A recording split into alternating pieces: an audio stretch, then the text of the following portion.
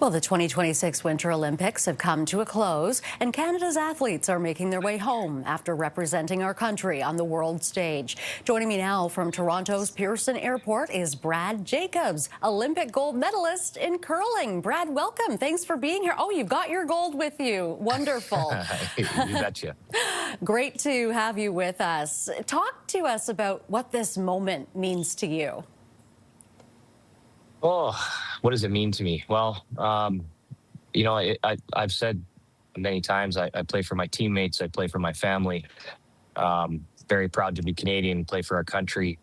I'm full of pride and also very relieved that this is all over with and done, and we were able to win gold. It was a long, hard few weeks of just a lot of different emotions that we had to go through and overcome, and a lot of adversity. It just feels really well worth it and very well deserved by our team coming home with this gold medal for Canada. It really was a roller coaster during the Olympics, especially for curling. Now this medal, your medal, ends a 12-year gold medal drought for Team Canada in men's curling. Last time was when you won gold in Sochi in 2014. What does this mean for Canadian curling? Yeah, there was a little bit of a drought there on the men's side, and it's really the rest of the world. The fact is, the rest of the world has caught up to Canadian curling, and they've been pouring a lot of money, a lot of resources, getting a lot of good help and coaching, and the world's gotten really, really good. Coming to Canada, playing in the best events, and just getting better and better. So yeah, to climb that mountain once again and get a gold medal for Canada, knowing how tough the competition is nowadays is pretty special. 12 years ago when we won gold, I would say it was a little bit easier than it was this time, just because of how good everyone is. So yeah, really happy to just be coming home with gold here and do it for Canada. Let's talk about that gold medal game. You scored 3 big points in the ninth end, breaking a 5-5 tie. Walk us through that moment. What was going through your mind before that shot? Well, you know what? We played a really great ninth end. We forced them in the eighth end, which was good.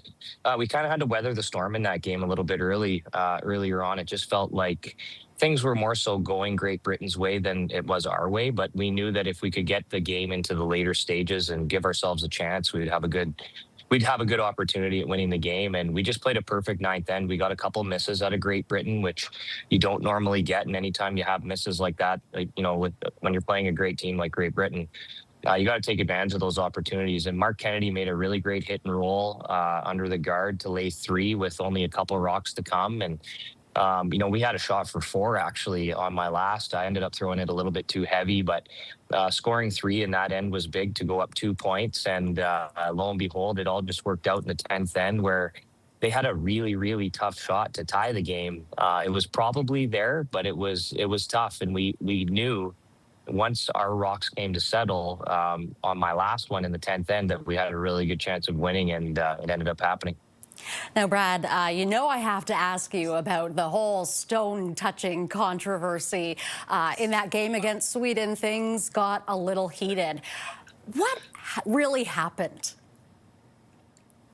Well, I mean, it's been all over social media. I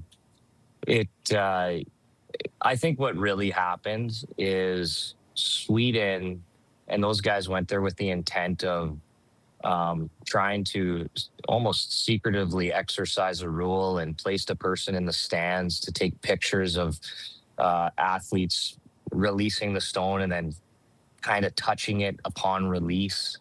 And Mark Kennedy was someone that it seemed to us, at least in that game, that they focused on him and almost kind of centered him out. And, when you're playing a team like Sweden, they've been one of the best teams in the world for the last 10 years, Olympic gold medalists. They have a gold, a silver, a bronze. They're one of the most successful international teams of all time. To see them kind of stoop to that low and have that plan going in and feel like we were targeted a little bit is not something that we were willing to tolerate or put up with. I don't think that they handled it very well. I think if they went into that competition with a little bit of a plan, and instead of going to the officials maybe beforehand and handling it that way, and expressing their concerns pre-event, I think would have been a lot more professional. And yeah, I just got into a little heated exchange with someone that we've known a really long time, Oscar Erickson. I mean, we played those guys a million times over the years, right? So all good. A little bit of gamesmanship and stuff like that going on out there. It's sport. We're out there trying to win. We were 2-0 at that point. They were 0-2, and we knew that if we won that game, it was big for our round robin record. And if they lost it, we could put the defending Olympic gold medal champions in a lot of heat. And they were battling the rest of the week. And you know what? To be honest with you, in the end, I think that they got what they deserved and we got what we deserved. We just went about our business the rest of the week, tried to continue to make shots and curl like we always have. And we were able to come out as champions. I think the curling gods were actually on our side from that moment on. It all worked out in Canada's favor in the end. Brad, congratulations once again to you on Olympic gold, and thank you again for being here with us. Awesome. Thank you. Go Canada. Go Canada. All the best to you, Brad. That is Brad Jacobs, Olympic gold medalist in curling.